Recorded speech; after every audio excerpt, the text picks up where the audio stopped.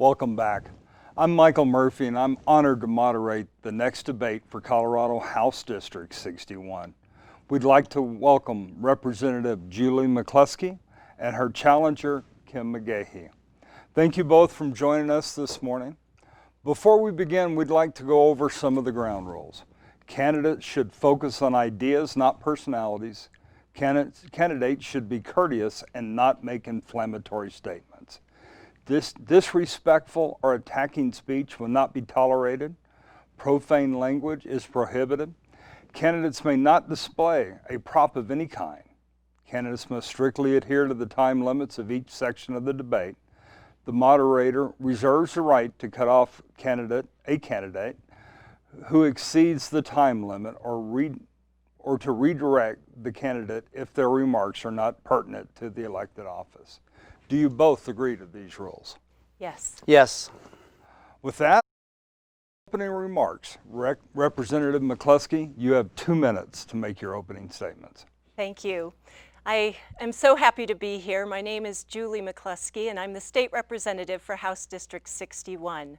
I'm grateful to Club 20 for their partnership in today's debate and to my opponent, Kim McGahey. 3 years ago, when I decided to run for office, I traveled all 5 counties of House District 61 and listened carefully to the concerns of voters. The 3 top priorities that they addressed were access to affordable health care, funding for our public schools, and making sure that teachers were paid a living wage. And most of all, I heard about the fears of climate change and the impacts of a hotter, drier Colorado. Over the past 2 years, I'm very proud of the progress that we've made. I championed the reinsurance program, which we passed in 2019 and expanded in 2020. That program has brought down health insurance premiums for people on the Western Slope by 30% and across the state by 20%. We also invested in full-day free kindergarten for every 5-year-old to help support working families and to make sure that our children get off on the right foot in their school career. And I'm very proud that Colorado established carbon emission goals in statute, taking a leadership role in the nation in attacking climate change. But since that time, the world has changed. In January, I was appointed to the prestigious Joint Budget Committee. We had $850 million projected in our surplus, and by May we were at $3.3 billion shortfall. Your General Assembly worked together to balance the budget, protecting essential safety net services and health care. We invested $70 million in housing support, food and utility assistance. I am looking forward to going back to the Gold Dome, making sure that I continue to serve the needs, the interests, and the hopes of the people of House District 61, and I thank you for your vote. Thank you, Representative. Now, Candidate McGahey, you'll have 2 minutes to make your opening remarks. The floor is yours. Thank you, Mike. Good morning, Club 20 Patriots. I'm Kim McGahey, and I'm a candidate for House District 61 in the Colorado State Legislature. I first want to thank God for this amazing gathering, for this incredible district, and for our noble conservative cause to regain Colorado. Our founding fathers gave us remarkable gifts of life, liberty, and the pursuit of happiness.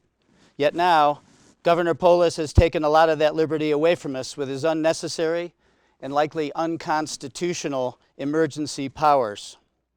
And there has not been one peep from the Democrat-run Colorado State Legislature or from my liberal opponent to halt this unauthorized and un-American power grab.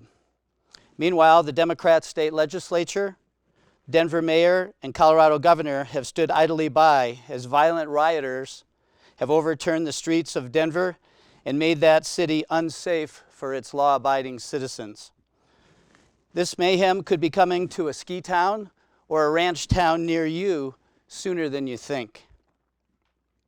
For example, we had a picnic in Summit County. We had Senator Cory Gardner there. On the way out of the Thank You Lord Ranch, we were greeted by protesters wrapped in Antifa flags. And mind you, this is Silverthorne, Colorado. In Antifa flags, even the finger to 70-year-old women, calling them effing bees. If that's the violent future you want for Colorado, the Western Slope, and House District 61, then vote for my opponent to maintain this out-of-control status quo. But if you want law and order, safety for the general public, and individual liberty for all House District 61 citizens, then please vote for me. Thank you, candidate. Next up is the question and answer portion of our debate. Questions have been submitted by Club 20 members across Western Colorado. Each candidate will have 1 minute to respond to each question. The candidate who goes first on each question will also have the opportunity to offer a 30-second rebuttal to the other candidate's responses for that particular question. The candidate that went first in opening remarks will offer the first response to the first question. Representative McCluskie, what role should the state play in our economy as our economy begins to rebound from the impacts of COVID-19 pandemic? Thank you for the question. I am delighted to say that our state is already hard at work to making sure that our economy returns to the robust and thriving levels that it was prior to COVID. I believe that we have taken the appropriate and important next steps on public health protocols to ensure that our businesses can begin to reopen. I know in my hometown community of Summit and across House District 61, tourism and outdoor recreation right now is thriving. And that's because we've been able to maintain and keep the disease at lower rates. I'm excited to see the investments that we've made in a $25 million small business grant and loan program for those businesses that have experienced adverse impacts and haven't been able to open their doors quickly enough. And of course, we will continue to make the same investments in our workforce, making sure that they are skilled and prepared to take on the jobs that we need them to fill once this pandemic is over. Thank you, Representative. Candidate McGahey, same question. What role should the state play as our economy begins to rebound from the impacts of COVID-19 pandemic? Thank you, Mike. Appreciate the question. Something that's on everybody's mind. I think it's really important that we understand that the state's policy that they currently have through the state legislature and the governor's office of one size fits all is not applicable to the state of Colorado and is largely not applicable to House District 61. I think it's imperative that we have the representation closest to the people make those decisions, not from on high in the state capitol. I think it's imperative that we have local town councils, local county commissioners, and other regional boards and governing responsibilities to make those decisions. So the less state influence we have, the better, and the more local influence we have, I think that will solve this problem, get our economy back going, and get Colorado back to where it was about 6 months ago. Thank you. Thank you. Representative McCluskie, you will now have 30 seconds to respond. Thank you. I don't disagree with Mr. McGahey that local input and local driving factors are important in restarting our economy. I'm very proud to say that our ski industry partners across the high country are coming together, working with the governor's office, working with the legislature to make sure that we're able to open up safely here in the winter months. Our unemployment rate in May was 10.6%. Yesterday we announced in August that we were down to 6.7%. Colorado is on the right track, and I'll continue to support our efforts. Thank you. Thank you. Our next question goes to candidate McGahey. If elected, what would be your #1 bill to run and why? Thanks, Mike. Appreciate the question. The #1 priority is to limit the emergency powers of the governor. I think this whole pandemic has shown us that we cannot let government run amok amongst the people. It's imperative that we move to restrict those powers, that we put a sunset on those powers, emergency powers. I think that's the #1 priority in this state to get the economy back going. Because once the economy gets going, then everything else falls in line behind that. And that was evident over the last 2 or 3 years in the state of Colorado, that we had a roaring economy, so much so that 10,000 people a month were coming into Colorado from all places around the country and around the world. That's the economic stimulus that we need to get back to. That comes from individuals, that comes from businesses, and my priority is to limit the state and the governor so that we can enable employers and employees to get back to work. Thank you. Thank you, Mr. McGahey. Representative McCluskie, if re-elected, same question. What will be your number one bill to run and why? Such a good question, and I'll be honest, I think that in my mind, my number one bill will continue to be focused on our COVID response and the return of our economy, which are certainly the highest priorities right now. I have been busy on legislation over this summer, continuing to talk with constituents about their needs and concerns. I will be very focused on restoring the $1 billion in cuts that we did to our public schools and higher education institutions. I'm also focused on working with our law enforcement agencies in bringing forward great ideas to help address the behavioral and mental health needs in our communities by funding co-responder and SMART team programs. And I'm also happy to say that I am hopeful with the passage of Proposition EE, we will soon see universal preschool in our state, and I will continue to be a champion and advocate for early childhood legislation in the coming months. Thank you. Thank you. Candidate McGahey, you have 30 seconds to respond. I think it's important that we keep the government out of our business as much as possible. I think the citizens of House District 61 are chomping at the bit to get back to work. Obviously, we need to protect the most vulnerable, but the other 97% is ready to get back to work. The state is safe, the state is clean. I think it's important that we do that right now. Thank you. Thank you. Representative McCluskie, what will you do to ensure Western Slope water stays on the Western Slope? And do you support the construction of new water storage projects? Thank you for the question. I support funding for the implementation of Colorado's water plan and was very proud to invest $10 million in the plan in 2019. Unfortunately, budget constraints did not allow us to do so in 2020. And while the creation of the water plan was a significant step back in 2015, more resources need to be put into implementing our goals of reducing the supply-demand gap, executing stream management and healthy watershed plans, and increasing water storage. As a result of population growth and climate change, our state is hotter and drier. Water is a critical resource. It is part of who we are as a state and a part of our thriving outdoor recreation and ski industry. I am adamant about protecting water, making sure we keep every drop we can on the Western Slope. And I will work hard with other Western Slope legislators, Republican and Democrat, in achieving that goal. Thank you, Representative. Candidate McGahey, same question. Thank you, Mike.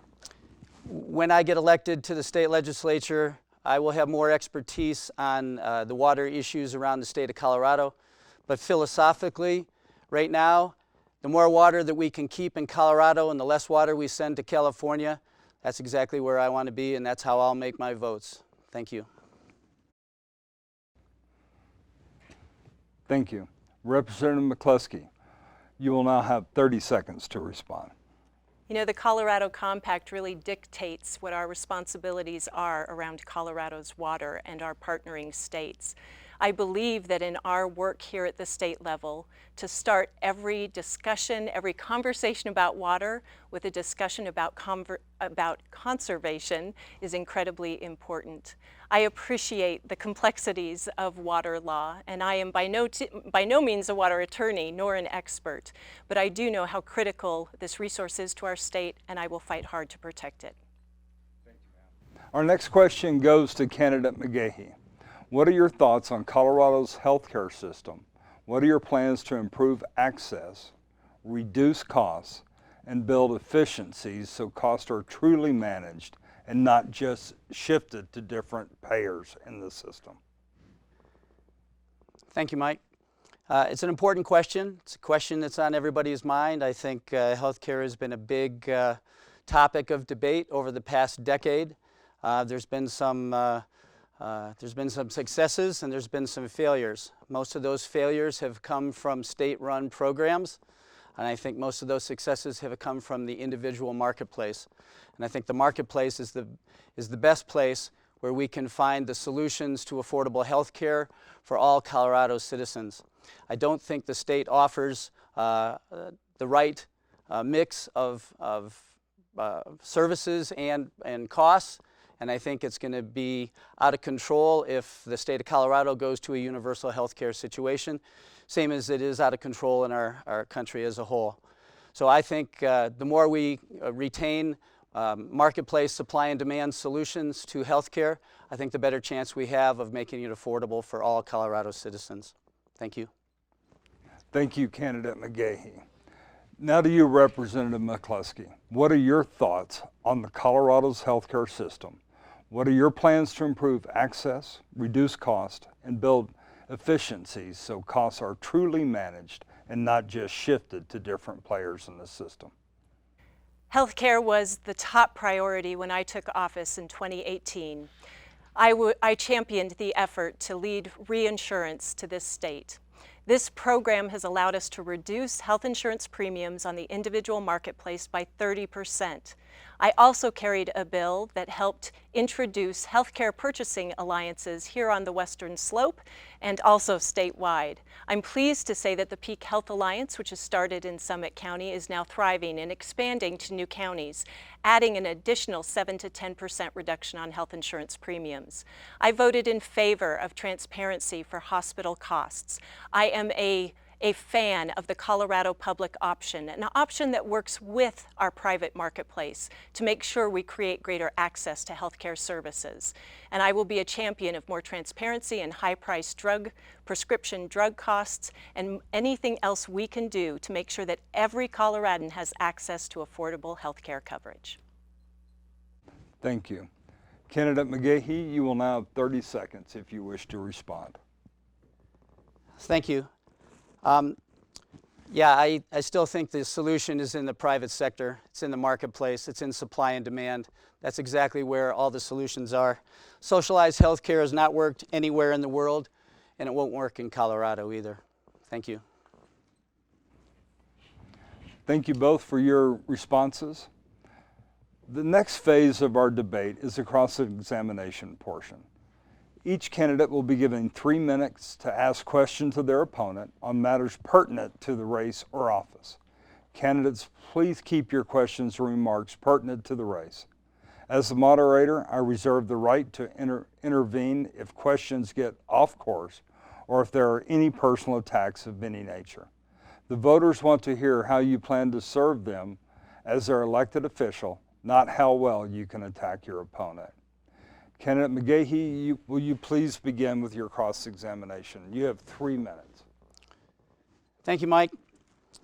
The existing Democrat Party for the state of Colorado is centered on Denver and consists of the following: raising taxes, open borders, riots in the streets, defund the police, take away guns, killing unborn babies, weakening the economy with lockdowns, financing illegal aliens, suppressing free speech, removing the Electoral College, and implementing socialism. Julie, you have spent the last 2 years quietly accepting this platform without any objection in order to placate your superiors and special interest groups. The people of House District 61 can no longer trust you to do what's best for the Western Slope. Don't you think it's time for you to step aside and let the people govern Colorado? Thank you, Mr. McGahey. I'm incredibly proud of the record of bipartisanship, Western Slope problem solving that I've had down at the Capitol. There are a few things that you named in that list that I'm sorry I don't embrace, and I fear that you have mischaracterized both my character, my integrity, and the legislator that I am trying to be. Our platform as Democrats certainly does mean standing up for working families, making sure that Colorado's economy continues to thrive for all, and ensuring that every member of our community, regardless of background or race, feels welcomed, feels safe in the community where they live. In your statement, which I appreciate, I would hope that you could instead look at the 23 bills I championed in my first year as a legislator, 11 of which I carried with Republicans and members of the Western Slope Coalition. I'm very proud of the fact that I have been a stand-up person for the people in the 5 counties of House District 61 who have asked me for help with funding public education, making sure that our teachers get a living wage, fighting for accessible and affordable health care, which is all too rare up here in rural Colorado. I've been a champion of climate action, doing the right things for Colorado, not blindly, but with the hopes of making our state safer, making sure that every part of our economy, including the outdoor recreation and ski industry, which are so important to our state's livelihood, continue to thrive even as we become hotter and drier. I'm proud of my record as a legislator. I'm proud that I stand up for the working families and the people in my district who continue to vote for me and voice their support for me, and I look forward to 2 more years. Thank you for the comments. Representative McCluskie, you now have 3 minutes for cross-examination. Thank you. Mr. McGahey, you have stated in letters to the editor that you've shared in the Summit Daily News that you're a proponent of guns in schools. CEA members, our teachers, NEA members have indicated that most of them would not carry guns in our schools, and most of them would feel less safe if other teachers were carrying guns. Given that the majority of teachers are opposed to this action, what do you say to them? Thank you, Julie. Guns are also an important issue around Colorado, especially in the Western Slope. The bigger issue is the safety of our students, safety of our children, safety of our families, not only in House District 61 and Colorado, but in our country as a whole.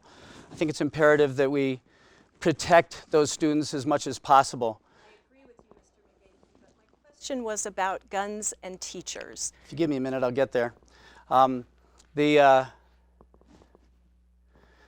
It's important that we have protection of those students in the schools. I think having concealed carry teachers in school is important. I think having an armed guard at a door, only one open door in the school, is a way to keep bad guys away.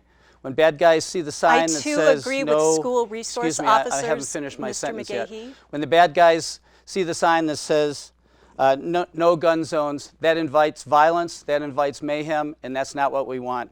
One open door, an armed guard there, and teachers who have concealed carries discreetly in the school will help protect every classroom and every student. Mr. McGahey, again, 86% of our teachers said they would feel less safe if teachers were carrying concealed guns in schools. What do you say to the teachers of House District 61? I think the teacher's priority is the safety of the students. And I think, I don't know where that statistic comes from. I don't know if it's legitimate or not. All I know is the teachers that I know in Summit County and the administrators in Summit County, and when I was on the school board in Summit County, it was all agreed that the safety of the students came first, and the only way to protect the students was to make sure that there were armed guards in the school. I believe in school resource officers, Mr. McGahey, and I worked in Summit School District for more than a dozen years. And yes, student safety and teacher safety is our priority, but not with guns. Mr. McGahey, you have talked about lifting lockdown and during COVID, and that we need to be protected by herd immunity. You've said that it's less deadly than the flu, SARS, and H1N1. Nearly 200,000 Americans have died, nearly 2,000 Coloradans. A flu season is usually the loss of 20 to 60,000 lives. How do you stand by these comments now? I still stand by what I wrote, and I still stand by what I believe. I will always do that. Thank you all. To close this debate, we will now ask for closing remarks. Each candidate will have 2 minutes to present closing remarks. Candidates, this is your final opportunity to tell us why we should elect you to represent House District 61. Candidate McGahey, please begin your closing remarks. Thank you, Mike. Julie, thanks very much. Appreciate you being here this morning. It's nice to be with you again. Just so you know what I believe in the movement to defend police, not defund police. I believe in the passage of Proposition 115 to protect unborn babies of all colors. I believe in the constitutional integrity of the Electoral College as created by the genius of James Madison, and the defeat of the national popular vote, which has been passed by our Colorado State Legislature, which would disenfranchise all of us from voting. I believe in the immediate reopening of the Colorado economy, erasing the Democrats' coronaphobia, fear-mongering. I believe that we need to protect the 3% of the most vulnerable people in our population, but we need to let this 97% get back to work. Colorado's a pretty state, but it's pretty screwed up politically right now. I'll be a conservative voice for the Western Slope and an independent thinker stemming the tide of the liberal takeover of our individual rights. I can't be bought, I can't be bribed, and I can't be browbeaten into submission by the powers that be in the state legislature, the Republican Party, or any lobbies out there. I will make 3 campaign promises to you this morning. 1, I will always tell the truth. 2, I will always vote for the best interests of we, the people of House District 61. And 3, I believe in self-imposed term limits, and I will only serve 2 terms. I'd like to say thank you to Club 20 for this terrific event and for giving me the opportunity to share my beliefs with these patriots. I don't want to be a politician. I want to be a servant to the people of House District 61. Thank you very much. Thank you. Representative McCluskie, please give us your closing remarks. Thank you, and thank you to my opponent, Mr. McGahey, for joining me here today. We are in a difficult time, extraordinary times, and we are facing a crisis like none other in Colorado. I am incredibly proud of the work that we have done down at the state legislature to support working families during this difficult time, whether it was investments in our small business loan and grant program, housing, food, and utility assistance, or investments in healthcare and behavioral health to support people through these dark hours. I must pause and acknowledge that we have lost nearly 2,000 Coloradans to COVID-19. That is difficult for all of us, and the state has a responsibility to govern in a way that balances public health need with our economic recovery. And we must do that in the way that we have, focused on scientific data, scientific learning. And as the disease evolves, as our understanding evolves, expand testing and contact tracing to make sure that when there is an outbreak, we are prepared and we are ready. My opponent has talked about me being part of the source behind violent rioters that he saw in Silverthorne. He has talked about his commitment to freedom, to capitalism. I am committed to the people that I serve. 2 years ago, I was hired to do the job that has turned out to be the very best one I've ever had in my life. I am proud of the fact that while I voted for Senate Bill 217, which is changing how our policing system works in the state, creating more accountability and integrity, that I'm doing that in partnership with law enforcement agencies. I was just endorsed by the Fraternal Order of the Police. I will continue to fight for all people in our state, particularly those I represent in House District 61. I look forward to your support at the ballot box on November 3rd. Thank you, Representative McCluskie and candidate McGahey, for participating in today's House District 61 debate. Your participation has helped the voters better understand how each of you plan to represent their interest if elected to office.